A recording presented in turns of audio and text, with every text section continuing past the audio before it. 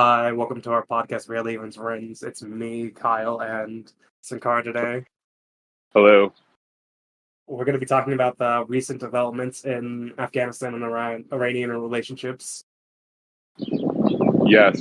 So it came out yesterday that there have been skirmishes on the Iranian-Afghanistan border. There's been some heated exchanges between the Taliban and the Islamic Iranian State. All this is very fresh, and I think we want to be clear. We don't want to over sensationalize anything. I've heard some reports that maybe this won't be a bigger thing, but having the threats from the Taliban, they're going to march to Tehran. Apparently, there's reports that the Taliban actually took over border posts in Iran. Yeah, yes. There's a lot to also contextualize here. This is what seems to be a water war, a war over resources, and this is very tragic. 97% of Afghanistan is in drought right now. I think that's an important context in all this, but I'll stop there. So, what were we going to say, Kyle? It started so there have been threats and trolling going on Twitter for a while now, but it finally escalated to actual violence yesterday. Yeah. I mean, I'm just kind of free flowing here, but what was really odd to me thinking about this, is that Afghanistan's been in war for it's almost been a century of ongoing war, right? And to go right back to war right after the U.S. left was surprising to me, especially with Iran's growing relations with Russia, China, and even Saudi Arabia now. It's kind of surprising to see Afghanistan take this position against Iran. But I guess it also makes sense in the context of a resource war. But actually, this isn't even the first time. This happened before in December of 2021. Taliban took over, captured some border checkpoints in Iran, and later withdrew. I did not know that. It's really interesting. Yeah, so this has been going on for a while. Then the old Afghani government, backed by the U.S., had clashes with Iran in 2007, 2008, and then 2009. Yeah. It's almost reminiscent to me of the Egyptian conflict with Ethiopia as well. It also looks like it's always the same province as in Iran and Afghanistan. It looks like it's the same province over and over again. Yeah. The Nimraz province, if I'm saying that right. Do you know if Pakistan was always involved in any of the skirmishes or conflicts? It doesn't look like it, but you never know with them. Exactly. So yeah, where do you think this will go? We'll see, because so since the Taliban retook control of the Afghan government, apparently they were having better relationships with Iran, but recently looks like they've been having disputes over the river that leads from from Afghanistan into Iran. They want to start damming it up and rerouting it for irrigation. And Iran's not very happy with that because they've been in a drought for 30 years now. Yeah. I really wonder. I wonder how these water disputes could be solved. Because it seems like I guess I'm asking more questions than answers, but it's interesting that the same issue is happening with Ethiopia and Egypt, where Ethiopia is damming up the Nile. Because they both have good points. They need the resources, they need the water to help start repairing their country and developing more. Yeah, exactly. And the electricity from the dam and the dams. But Iran has for how many 60 million people? Oh wow, how many does Afghanistan have? Let me double check. Oh, Iran has 87 million people. That's just 100 people. And Afghanistan population. And Afghanistan has 40 million people. Yeah, both have a ton of people in such a small country. It's really tragic to see two, very poor third world countries, right? Is Iran very poor, to be honest? I'd say it's more one of the higher. It's if a second world country was still a thing, it'd probably be a second world country, in my opinion. Essentially, it'd be the bottom of the second world. They definitely. I think they have they struggle quite a bit, but it's nowhere near some of the poorest countries in Africa or Central America. I'd say maybe they're more, maybe somewhere in the living standards like Venezuela. Yeah, because like the sanctions and like pretty much the sanctions. Yeah, yeah. I mean, they're already like a global South country, but yeah, they've been sanctioned like a fuck ton for decades now, and yeah, the 1980s war and whatnot. So I think they definitely have lack of certain supplies, but I think they do well for themselves, all things considered. But Afghanistan definitely is one of the poorest countries on earth. It is. Then like I think low key that the U.S. is more or less backing the Taliban because they want Yeah, to destabilize Iran. I mean, it's been interesting. There's been silence from the U.S. on this. Yeah, it's hard to know what is and isn't happening, but I doubt if this does become an actual skirmish that the U.S. won't try to leverage this in any way. I think right now the U.S. is more focused on Iran or on Iran than Afghanistan. Because they blame Iran for actually building drones and other weapons for Russia to use in Ukraine as well. Yeah, and also just obviously Iran's geographical location has always been gold and then all the oil and stuff. Yeah, it's always been an issue for the U.S. Along with improved relationships with Saudi Arabia and China. Exactly. Yeah, and so it is interesting to see the U.S. leave Afghanistan the other year, and I've heard people wonder are there any backroom deals going on? Since the U.S. now is focused on great power, what they call a great power conflict, right, between Russia and China. There's also reports that the Taliban's moving their U.S. weapons and systems to the border of Iran right now. Yeah. I mean, I know they've had leftover weapons, but it was interesting that they're bringing the U.S. weapons, I guess. But yeah, I mean, who knows? But I wonder if the U.S. will take any stance or covert stance on the situation. Well, we'll probably have to wait and see because I wouldn't be surprised if U.S. will call for both sides to find a solution or whatever nonsense while secretly helping out the Taliban with their U.S. made weapons. I mean, that's what happened with the Iranian War. What was? I sound like a noob, but what was that war over exactly? So basically, Iraq, Saddam was afraid that the Iranian Revolution will start spilling over into Iraq. So yeah, he wanted to stop the revolution in its tracks. That's what everyone says, but wasn't he trying to get oil as well? Yeah.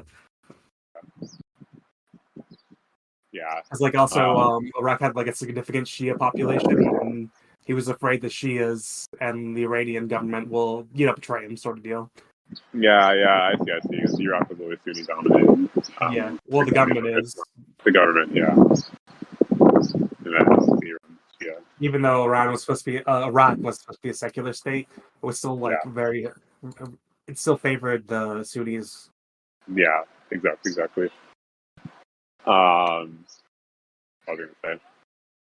Yeah, I know. It's interesting. I think in the Ethiopia, Egypt conflict, the U.S. sides with Egypt in that situation, but I think Egypt's more of a U.S. neo-colonial government than.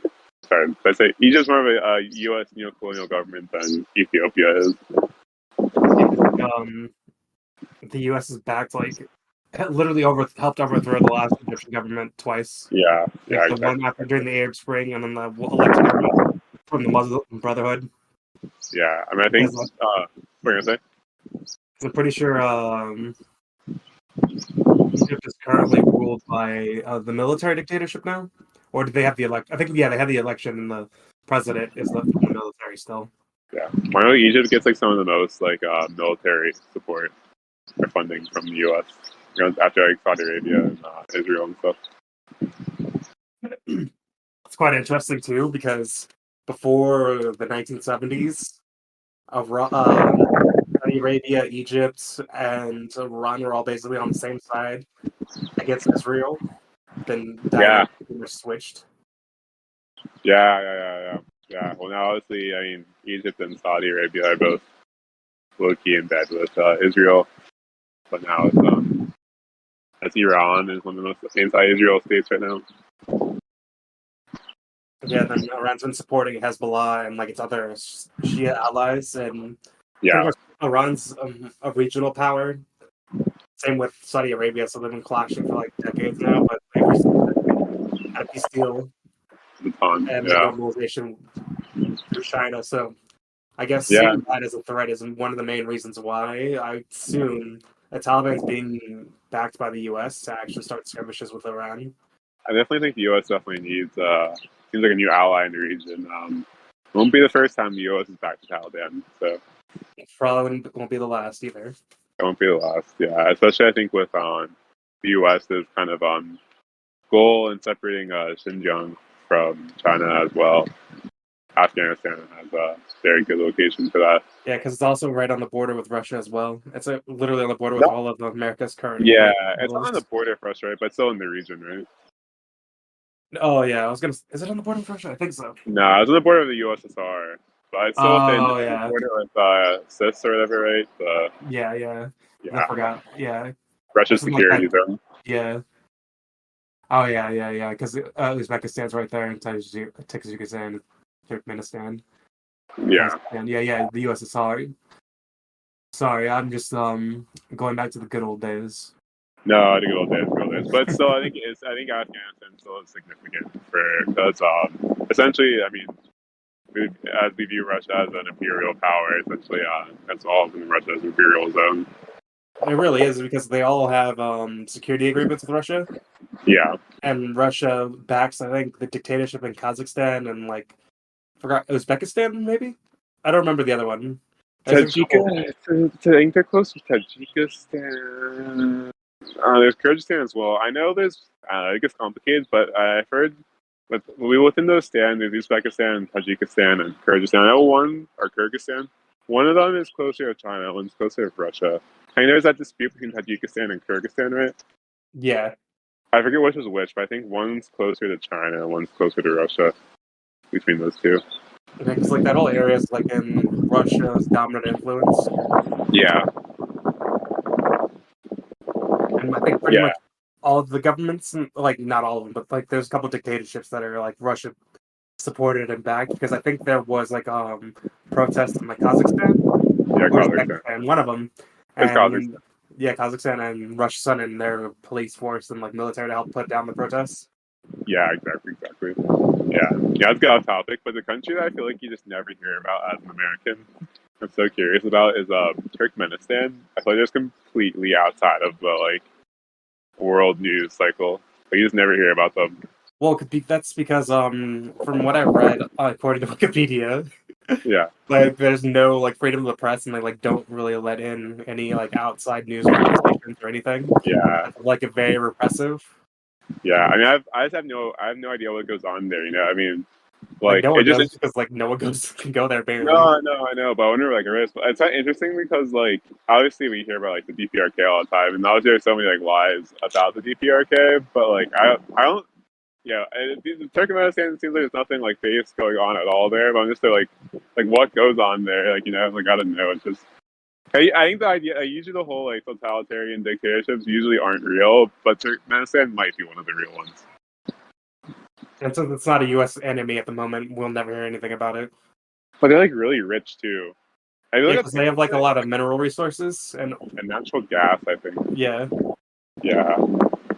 I wonder if they have a close relationship with any of Russia or China or anything. But I'm pretty sure they're allies with Russia because I think Russia's like yeah, one of their main like support.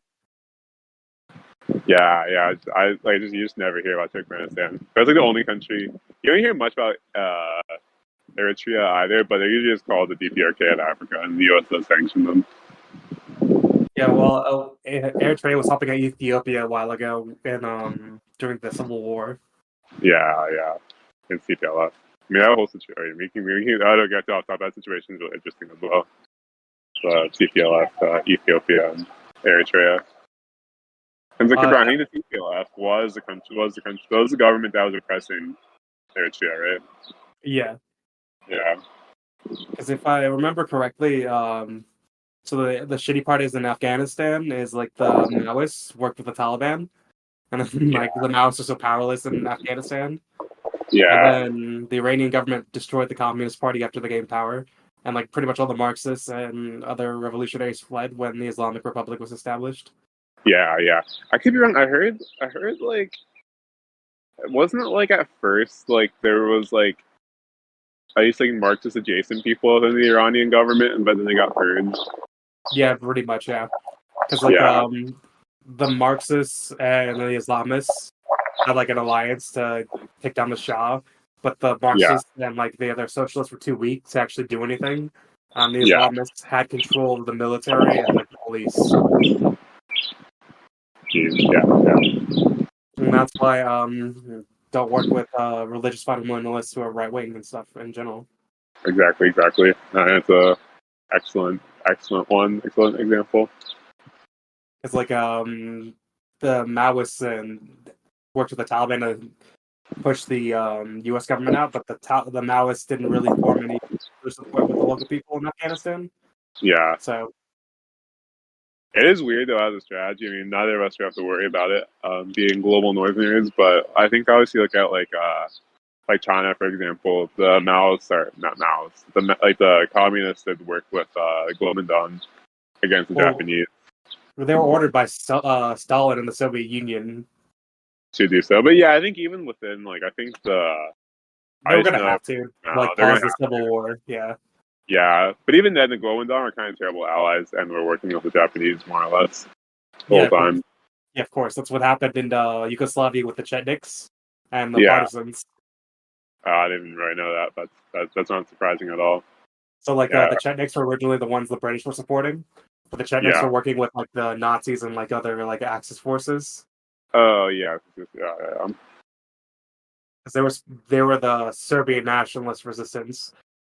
Yeah, actually, we were talking about this the other day, right? Yeah, I think so. Yeah.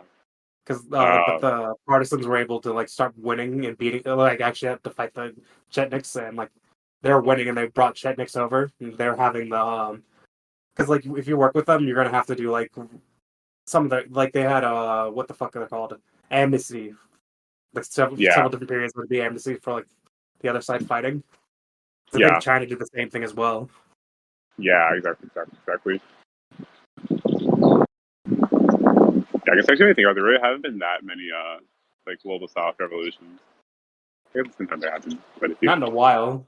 Yeah, I guess the closest we've had to. I mean, I guess there was the. Some. I mean, the most interesting thing that's like hard to analyze that it's almost been like democratic revolutions almost in the global South, right? With Venezuela and what's Yeah, it in called? Latin America. Yeah.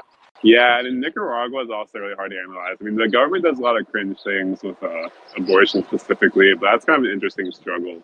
Because It's actually like did have war with. it's kind of interesting too because like you see in Namibia and like Angola, the communists maintained power after the Soviet Yeah, Union fell just by becoming basically African social democrats. yeah. I mean, Angola definitely is like an African social democracy, and then Eritrea is also really. I mean, I'm Eritrea pilled, but it's hard to know exactly what's going on there. But that also does seem like it's essentially still has it retained the socialist character to some extent. Quite interesting because I would assume maybe Angola, if like China becomes more dominant, they might switch back to being more or less a communist country, Yeah, socialist like openly. Angola has a really interesting history. I mean, I think Angola's, and from what I understand of Angolan history, they definitely were kind of on the.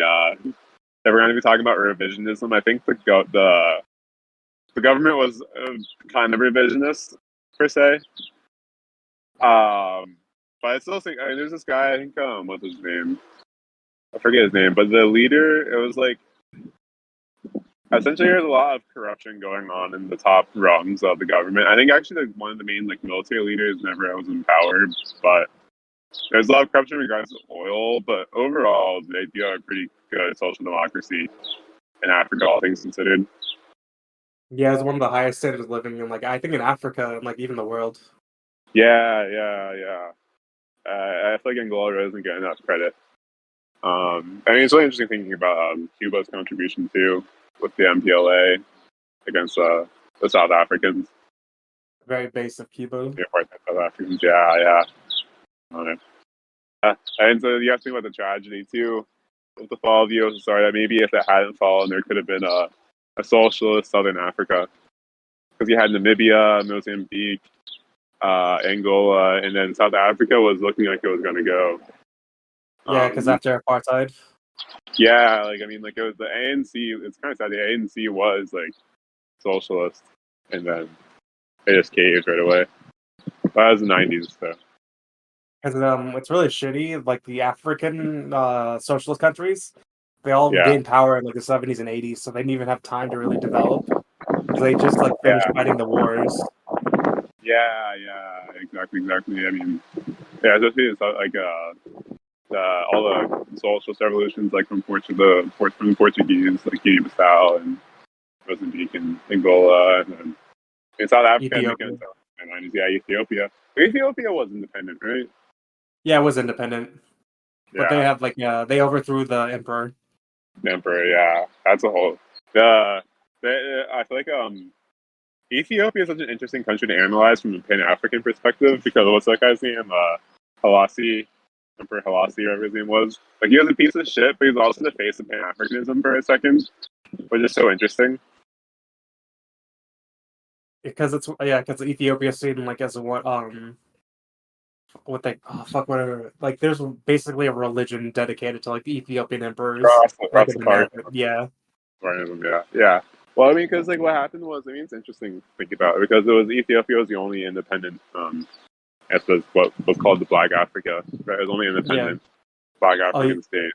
If you think about it too, because like Somalia as well was ML until the 90s. You had South Yemen. Yeah.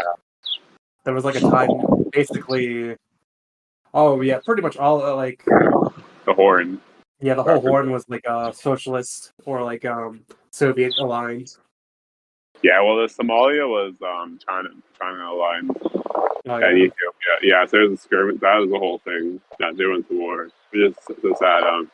Fidel was hoping that there could be a union between Ethiopia, what was Eritrea at the time as well. Well, Eritrea was already part of Ethiopia at the time. I mean, was like, and then Somalia and South Yemen could have all unified into one socialist country, but it just never worked out. I think South Yemen was Soviet aligned, Ethiopia was Soviet aligned, and Somalia was China aligned.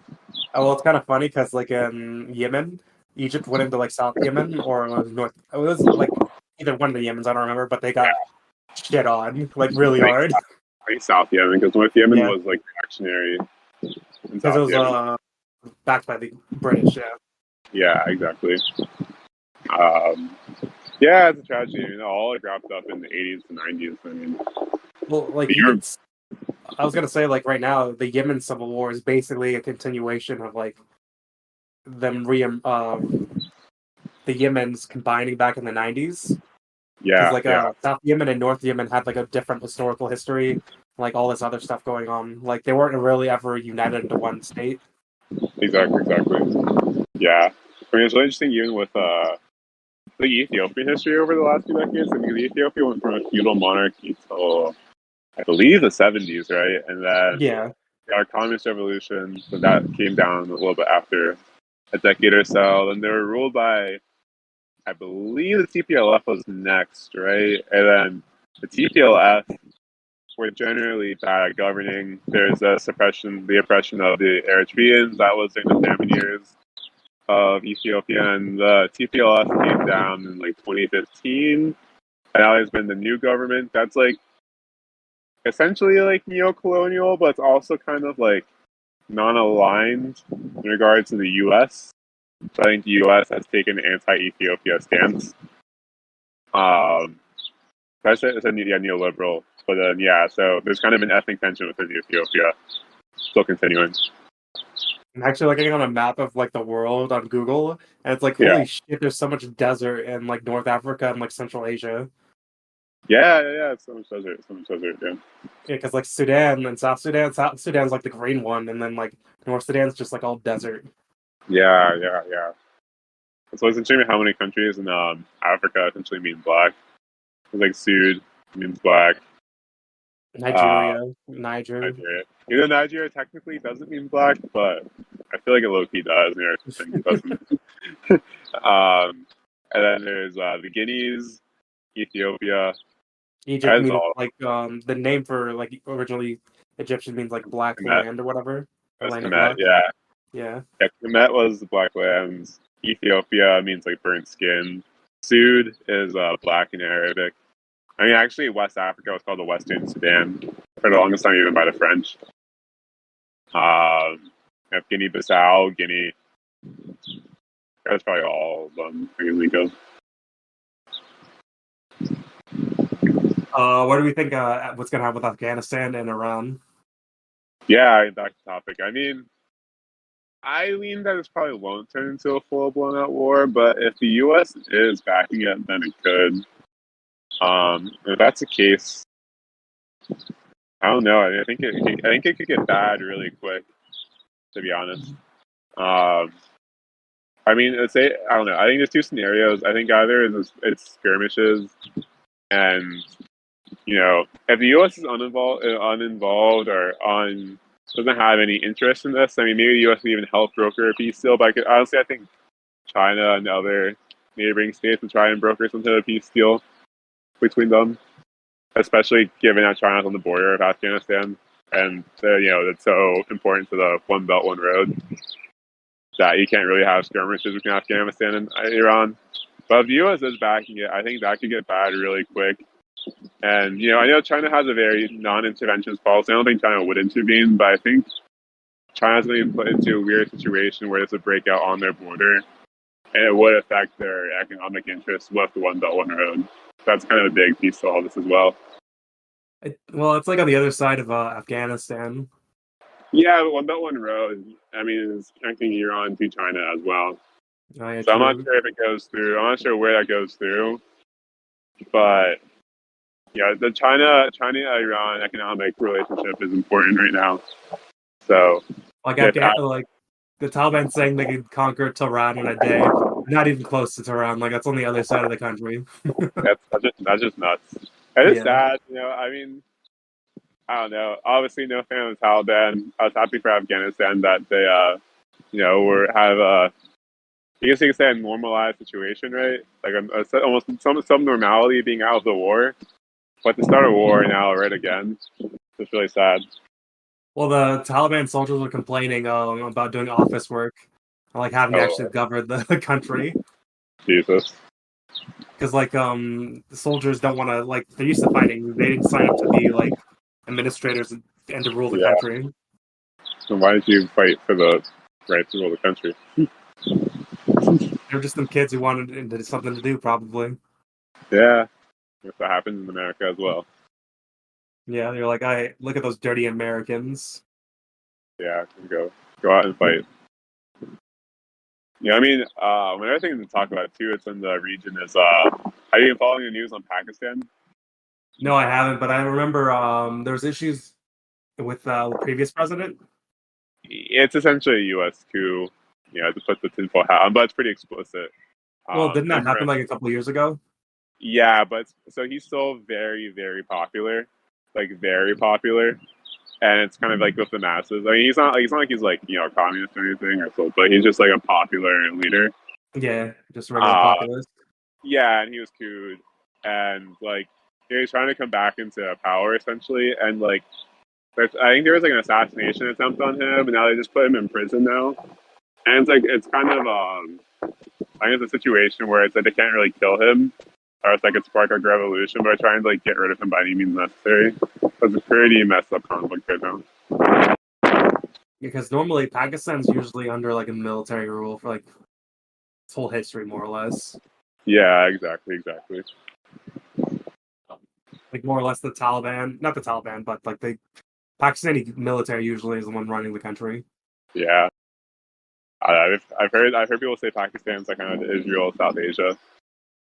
Yeah, yeah, I see that. Yeah, Yeah, I mean it's very militarized. I mean, I don't know. I think Pakistan has some issues with its like obviously a lot of global south borders are fake, but the Pakistan borders are very fake. Essentially, I mean, from what I've heard from some Afghanistani people, some like left-wing Afghanistani people is that essentially Pakistan like cut out a huge chunk of Afghanistan, and then like I'm not super familiar with but Pakistan's like a multi-ethnic state, and I think some of the ethnicities live a lot worse than other ethnicities, essentially. If I remember correctly, the Taliban, the Pashtun, yeah, the Taliban are Yeah, the that's Pashtun true. ethnic, yeah, and Yeah, they were using Pakistan as a base, and the really. Taliban became later like multi-ethnic during its war with the U.S. Before it was mostly a Pashtun Yeah. organization and group.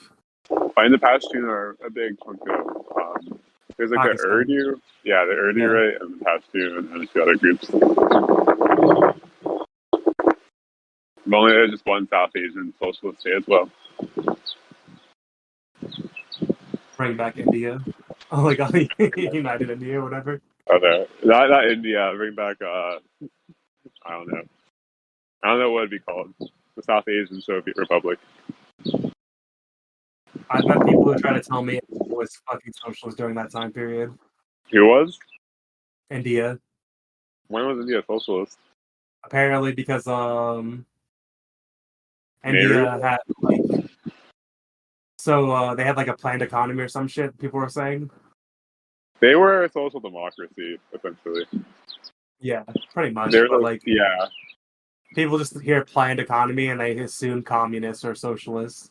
yeah. Well, India's interesting. I mean, it wasn't. There's the whole non-aligned movement, right? Yeah, And India was big. That was led by like, I mean, the faces. I mean, I know, like, I mean, I think Tito was big on that, obviously, right? There's like Tito, Kwame Nkrumah, Nehru, and like Nasser. I mean, none of these were socialist countries. They're kind of trying to mix like capitalism and it was like it was that whole like post-colonial era trying to mix capitalism and socialism. I mean, it was very flawed. It wasn't socialist, but it wasn't like essentially a full neo-colonial government, right? And it was in the Cold War era where the U.S. had to have some wiggle room still with these yeah. countries. But what is interesting, India had a very, very close relationship with the Soviets, which is interesting, like a very close relationship. Um, and so, I mean, a lot of the better things in India came from that social democracy era, which was influenced by the Soviet Union. Actually, Taiwan, Taiwan is reactionary. I mean, was reactionary bastion, but actually, people don't know this was that Chiang Kai-shek's son was actually educated in the USSR. And a lot of, I mean, Taiwan is essentially a social democracy as well right now. I mean, not that was before, but a lot of the infrastructure and stuff is based on the USSR. And look at photos of Taiwan or Taipei, you kind of see some of the Soviet influence. Well, because like the KMT was originally like a left wing, more or less socialist movement Yeah, originally. it was like So like it was against feudalism, and it's like a democratic movement. yeah, Yeah, because you have and like it's split. yeah, because even like Lenin and stuff was like involved with like the KMT originally. Yeah, we had Sun Yat-sen, who was like kind of like it's interesting because these Sun Yat-sen's loved in both the PRC and in Taiwan. He was a good guy. Essentially, like he wasn't like a communist, but he was like a popular democratic leader, and he's like considered like the founder of like modern China. And then right after him, it kind of split between the communists and the reactionaries, and that eventually led to Mao versus Chiang Kai-shek. So it's quite interesting how things always end up because you always have like the allies. Like you have an alliance with a because even Lenin talked about it like in certain situations, even like a reactionary government will be the progressive one in like the fight or whatever against like a colonial enterprise, like a colonial Yeah, yeah. government.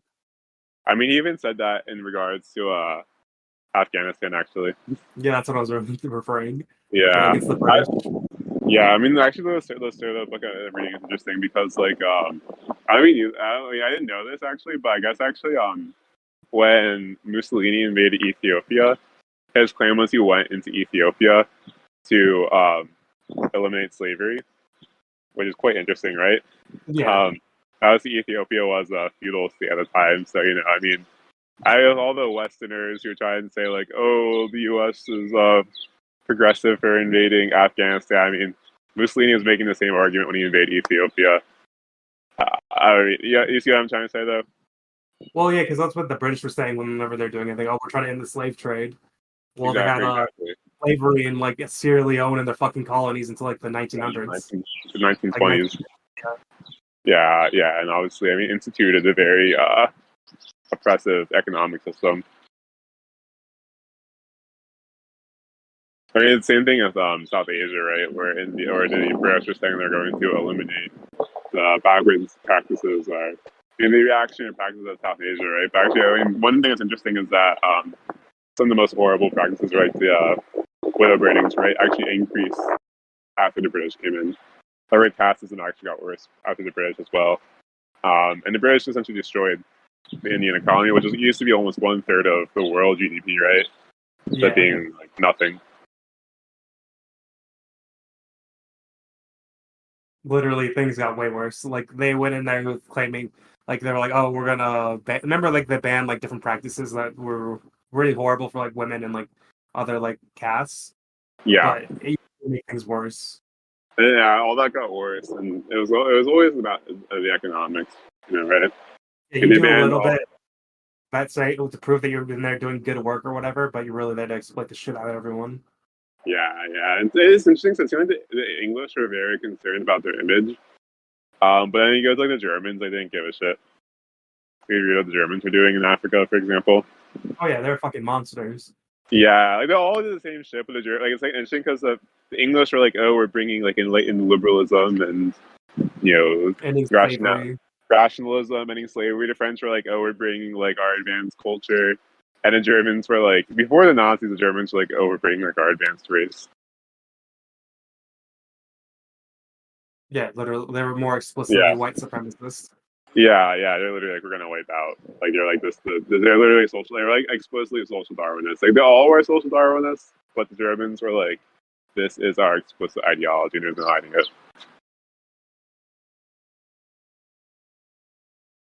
It's quite interesting because the U.S. does it still today, like what they fucking did in Afghanistan. Exactly, like, oh, we're there for women's rights. Like, Or yeah, obviously the women's rights are just very important and serious in Afghanistan. But it's obviously, I just hate when like liberals kind of cry about that because like, was the U.S. is allowing women to be just killed by drones. Progressive was the siege, stealing like half of Afghanistan's sovereign wealth. Was that progressive for women's rights? Like, yeah, just women's rights ridiculous. in America. Yeah, no, literally. We The got those 9/11 female drone pilots now. Exactly, exactly. It made jobs for women in the U.S. Exactly. That's why Yeah, I you mean, need the to same. support Hillary for 2024. Oh yeah, exactly, exactly. Same shit with Libya. I mean, Libya is the most atrocious. Not the most, but one of the most atrocious to me. I mean, have slave auctions back in Libya because of what the U.S. did. And I don't know, I mean, you can go, and not that any of these governments were not that all these governments are progressive. Even like Syria, it's like, I mean, obviously a lot of interesting things are happening with the Kurds and what political movements are doing, but the rebels that the U.S. are supporting that weren't More the Kurds are explicitly like to the monsters. right, to the right. I mean, they're essentially one a Saudi-style government in Syria, Yeah, it's and actually those quite are interesting. yeah, It's interesting because I was watching a video yesterday about like oil prices and like yeah, how they would spike and whatever during like different the Iraq War spiked during this this Arab Spring and like the overthrow of Gaddafi. So yeah, the U.S. wasn't destabilizing them to lower oil prices, but to increase them for like Saudi Arabia and like U.S. Oil production. exactly, exactly, exactly, Because like people exactly, think it's to like lower the oil prices for U.S. consumption, but no, it's more to increase the oil production and profits. exactly, exactly. They raise the prices for them. Yeah, yeah. And what's interesting with I mean, it's a whole thing here. I mean, it's impossible to know the exact. Oil was a big reason, but I think the another key aspect for why the U.S. invaded Iraq and Libya was multifaceted, right? But I think it's interesting that Saddam was actually going to switch to the euro as a reserve currency, and also Gaddafi's whole like stance was getting rid of the dollar as a reserve currency, and then both were overthrown.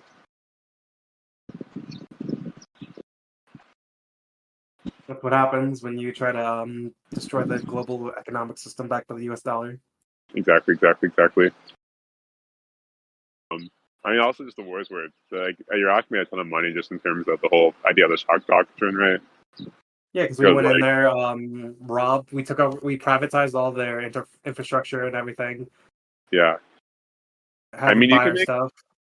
an argument that literally DC benefited so much from the. It's sad, I know, as a DCian, but the DC benefited from the Iraq War. It created so many like military industrial jobs in the DC Beltway, and then like one reason DC is gentrifying so quickly is because so many people are coming in for these military contracting jobs. Because they pay great and they're just robbing the US government. Exactly, exactly. So I mean, it's literally tied to like gentrification of DC. I'm sorry, saying the same, but the gentrification of DC is literally intimately tied to the U.S. like war policy.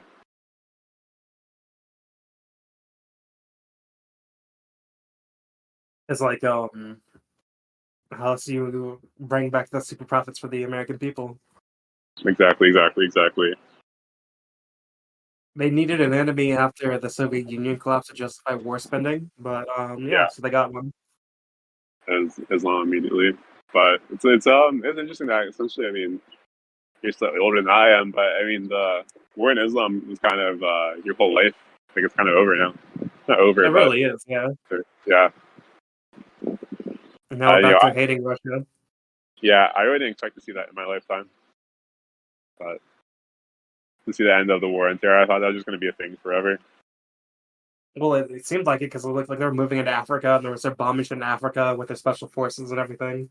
Yeah, yeah. I mean, some stuff might still go on in Africa, but I think now it's going to be more about now it's probably going to be more about like now it's going to be, oh, Russia is backing this group in Africa or that group in Africa, and we need to back the other group in Africa. So it's going to be that kind of shit again. As like as well, they remember how Obama's whole pivot to Asia. Yeah,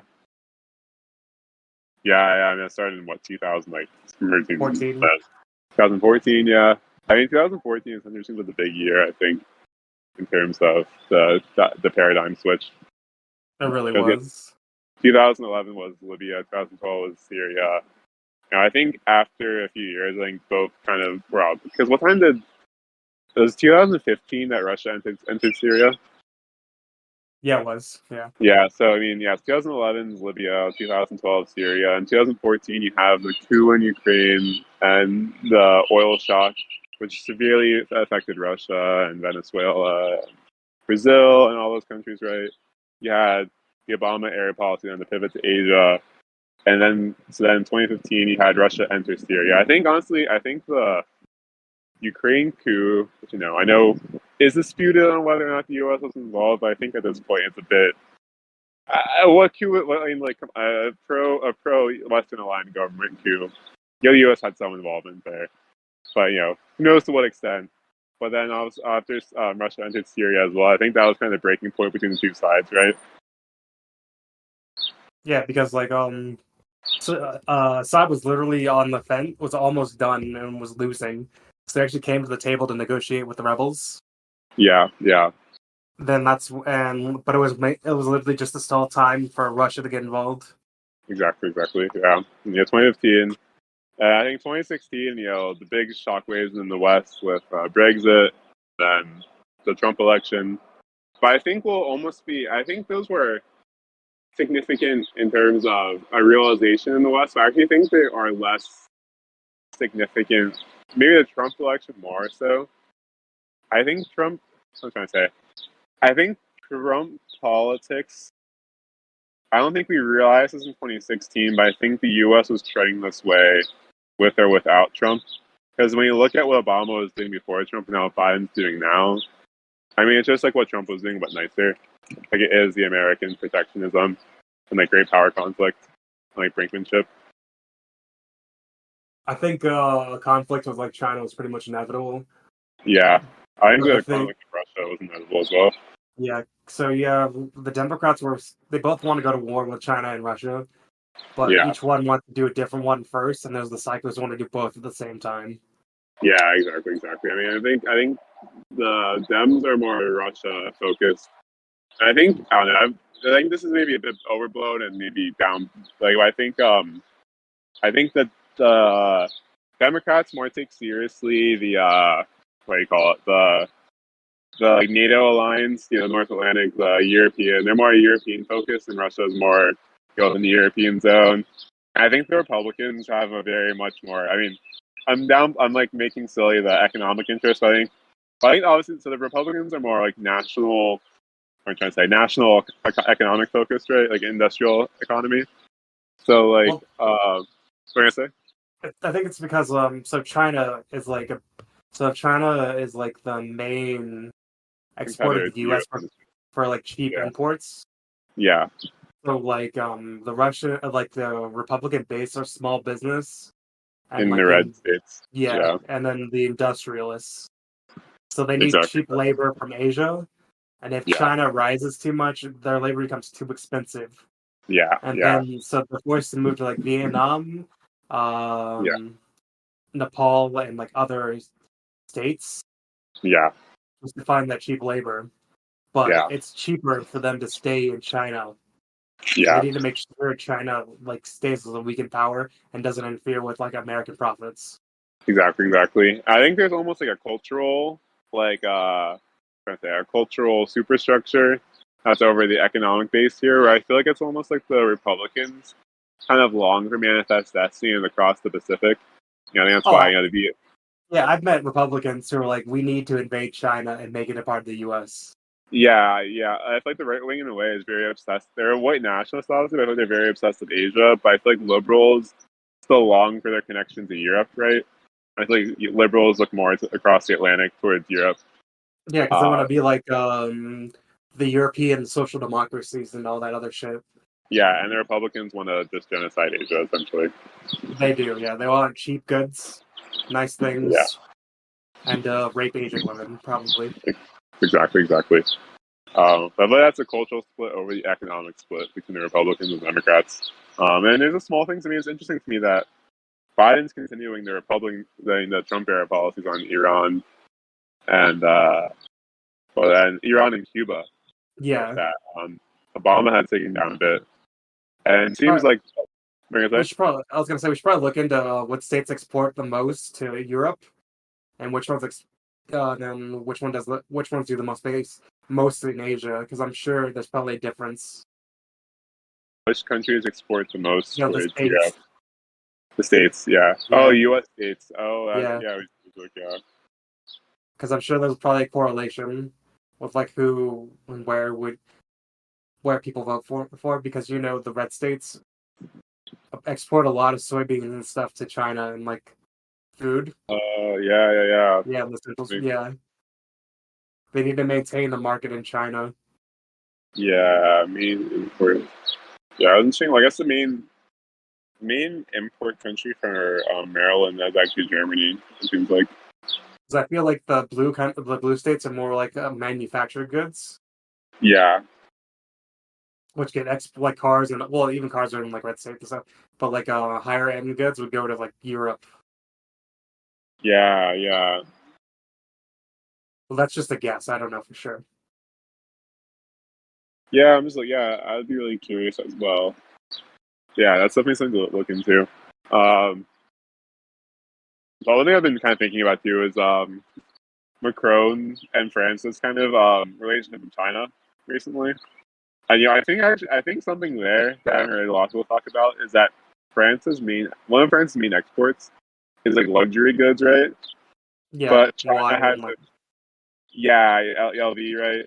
And China has a quickly growing like middle class that really like luxury brands.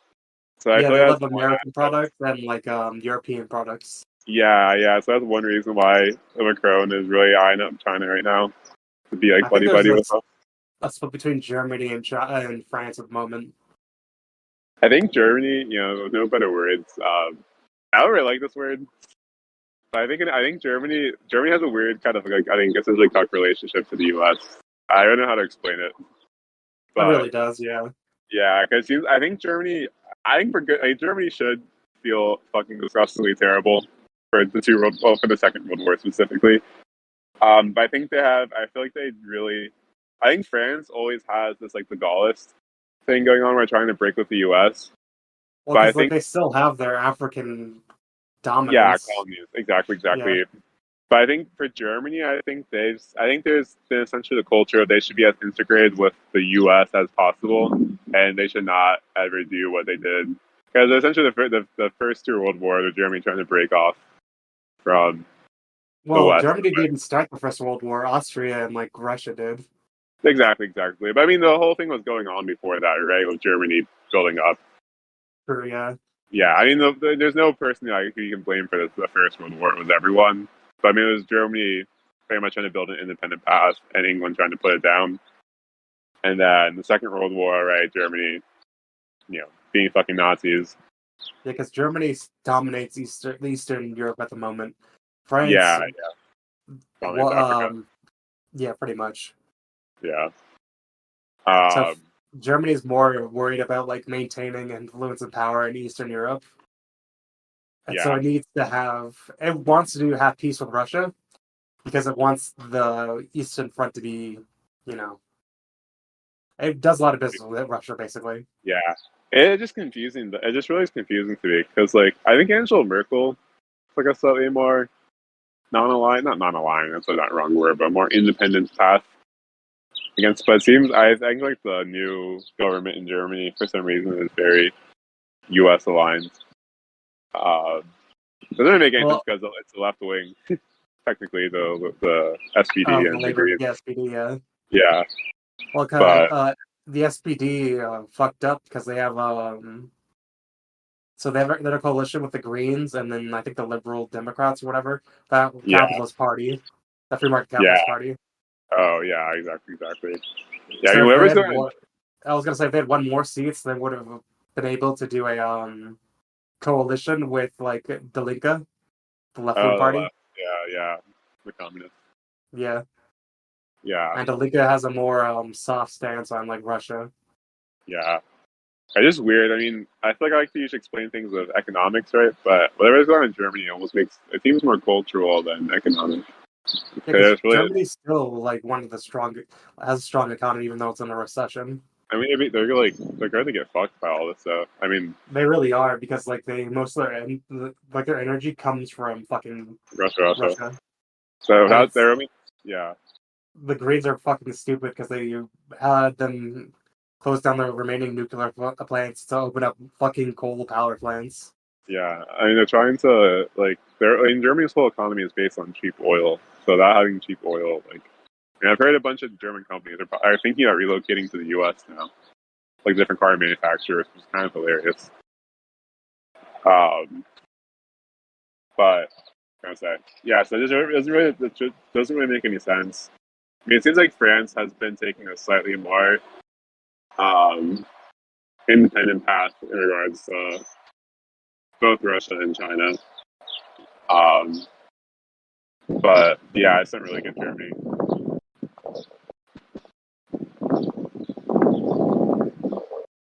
I think it's because Macron wants a like independent EU in Europe.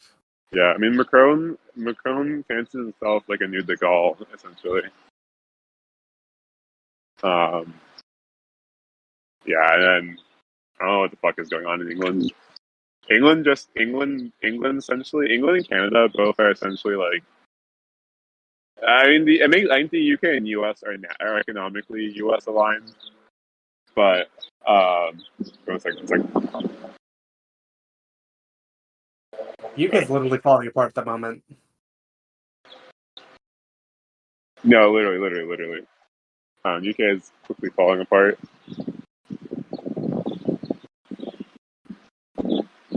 Like the economy's fucked. They're even putting in caps on prices. Apparently, Wait, 1 in 25 people are dying from COVID. yeah, I mean the Apparently, UK is God is real. He's punishing the British. yes, finally. The UK is they're essentially banning immigrants as well. And they're Aren't they trying to deporting them to fucking I think Rwanda. Rwanda? Yeah. Rwanda's probably closest African fascist state.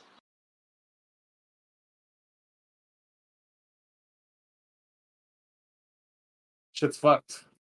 It is really fucked. It is really fucked. Well, speaking of fucked things, I'm gonna have to wrap up in a sec. Any last words on Afghanistan and Iran? Um.